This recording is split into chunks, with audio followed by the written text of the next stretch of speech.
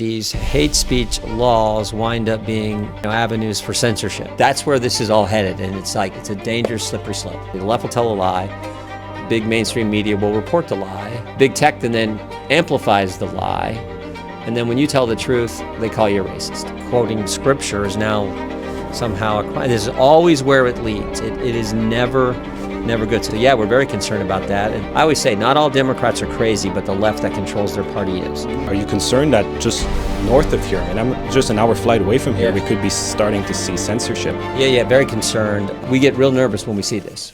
Journalism and commentary 1 year anniversary. I don't believe journalism being funded by the government is the solution. You have to rebuild the foundation. You have to retell the stories. Market conservative other news that actually matters. I hence wanted to ask. I think they should answer their questions, especially if they're politically charged. I just spoke with Jim Jordan, the chair of the House Judiciary Committee and one of the top Republicans in Congress. We spoke about the concerns that he and his colleague Brian Mast raised about Canada's Bill C-22.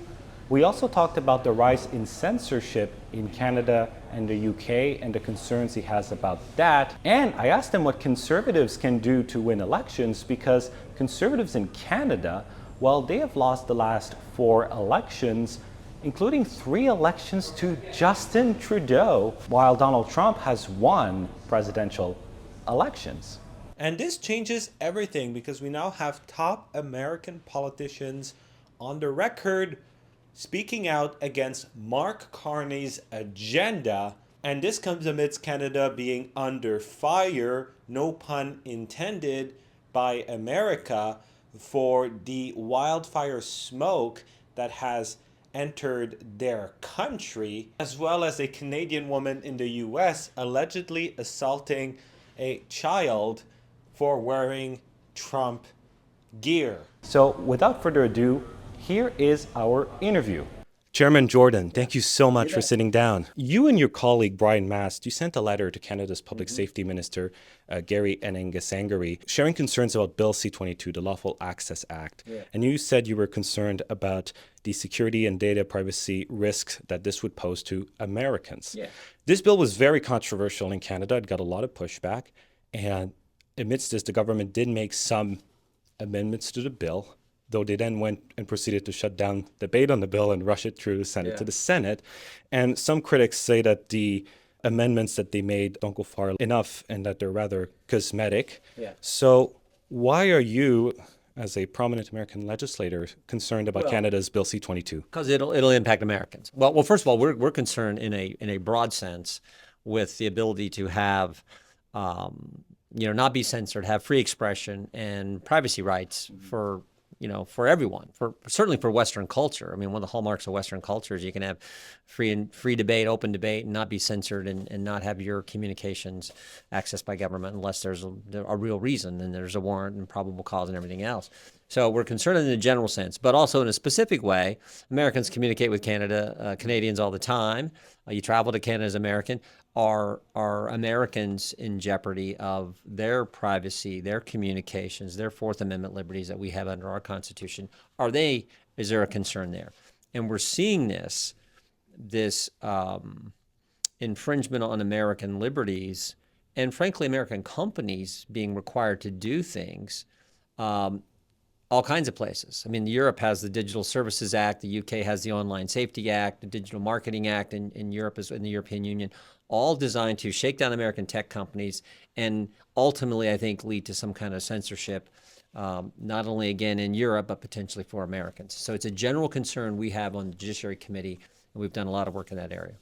Staying on the topic of free speech and also religious liberties, which I know you're very passionate about, we're seeing in the West what I call a soft persecution of Christianity and increased secularization. And I'll give you an example of something that just happened in Canada. The government just passed into law a bill called Bill C-9, and it's a bill that deals with hate speech. And among it, Canada's had hate speech laws for a while, but there was a religious exemption. So if you quoted scripture, for example, you were not going to be charged with hate speech, but they've gone and removed that. And one of the ministers in our government literally said that he thought parts of Romans and Leviticus were hateful. Yeah, part of Romans too, chapter 1. Yeah. And, we've seen in the UK high-profile cases of censorship, people being Yeah. arrested. And there's some concern that this could be coming to Canada. Are you concerned that just north of here, I'm just an hour flight away from here, Yeah. we could be starting to see censorship? Yeah, very concerned.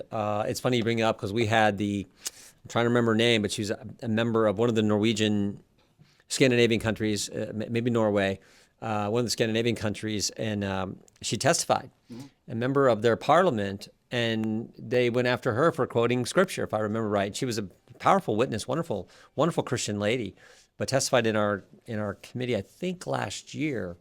So yeah, we're very nervous about this, and so often these hate speech laws wind up being avenues for censorship, and you're seeing it there. Again, quoting scripture is now somehow a crime. This is always where it leads. It is never good. So yeah, we're very concerned about that, and and it's just how the left operates. The left, we had her testify last Congress. Rupa Subramanye, Yes. journalist in Canada. She came and testified. Very good. Did a great job. And I'm paraphrasing, but she said, she kind of closed out her testimony, if I remember. She said, the hallmark of Western culture is debate. Yes. Free and open debate. And when you lose that, the alternatives to settling disputes is not any place we ever want to go. You want to have the debate. You make your best argument. I'll make my best argument. God bless America. Let's have a debate and let's go. And the answer to bad speech, stupid speech, mean speech, hate speech, under our law in America, under our First Amendment, is more speech. It's not, restrict speech. So we get real nervous when we see this in any Western country, but certainly when it impacts. So remember, excuse me, the Graham Linehan, he testified as well, but he was the Irish comedian who did a tweet in Yes. Arizona, flies to Heathrow, lands in London at the airport, and they arrest him. And they're like, Irish citizen, and he did the tweet in America, and he gets apprehended to be in the UK. Well, that's where this is all headed, and it's like it's a dangerous, slippery slope. Hey, I hope you're enjoying this interview. I surely enjoy coming to Washington, D.C. to bring you the other side of the story, but it comes at a cost. You see, I refuse to take any money from the government or from political parties, meaning that these trips are entirely self-funded, and it costs around $2,500 per trip we do to the United States. So if you want to see me come here more often, consider making a donation below. In America, under Donald Trump, the Republicans have won 2 of the 3 last presidential elections, and they've done this being unapologetic on critical issues like abortion, like standing up against gender ideology, like being against critical race theory, against mass immigration, for law and order.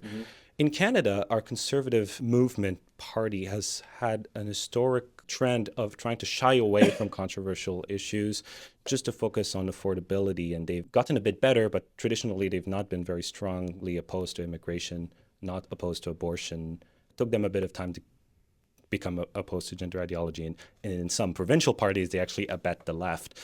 And the Conservatives in Canada have lost the last 4 federal elections, including 3 against Justin Trudeau. So is there anything that Conservatives, maybe in Canada, but also around the world, can learn from the success of the Republican Party? Well, I mean, I don't pretend to tell conservatives in Canada how they should run their party, but I do know that I think voters want you to stand strong for things that you believe in and that they care about. I always say we make the job too complicated. It's pretty basic. Go tell the voters what you're for, what you're going to do if you get elected, what you are going to do when you put your name on the ballot. If they elect you, go do what you said.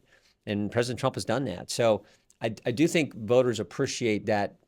You're seeing it, you're seeing it in the UK with Farage, with Nigel. We had him testify as well. I mean, he's taken a hard stand on important issues like immigration policy and other issues. I think voters appreciate that. Right now, I think his party, the Reform Party, is leading in most polls. Right. So yeah, I think that they want you to. I understand it's tough because the left is mean. And the media too. Yeah. Well, I always say the left has there's a template. You see it all the time. The left will tell a lie, pick whatever lie you want. They'll tell some stupid policy. The left will tell a lie. Big mainstream media will report the lie. Big tech then amplifies the lie. And then when you tell the truth, they call you a racist, right? Or they'll accuse you of hate speech, or, who knows? Or they'll call you other names. They'll call you a fascist and all these crazy names. They just attack you instead of debating the issue. And I think actually voters appreciate when you step forward and say, no, here's what I believe. Here's why I believe it.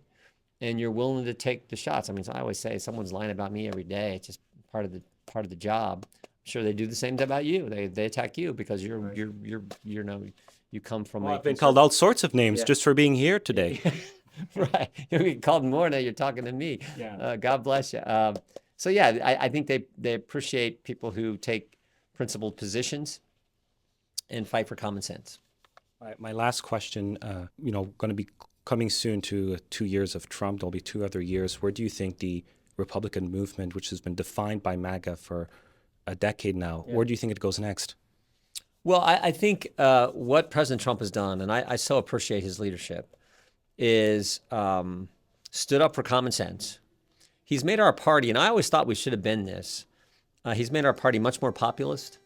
Now, you can't have pure populism. You got to have, I always say we should be a populist party rooted in conservative constitutional principles. So you got to have that base, that root in conservative principles. But we should be more populist, and he's done that. I mean, we're, a billionaire from New York has made us the populist party, the populist conservative party. And it's, I think we're the party now of common sense. I think it's an important issue in the midterm elections. Every single position the left now takes, and I always say not all Democrats are crazy, but the left that controls their party is. And every single position is just dumb.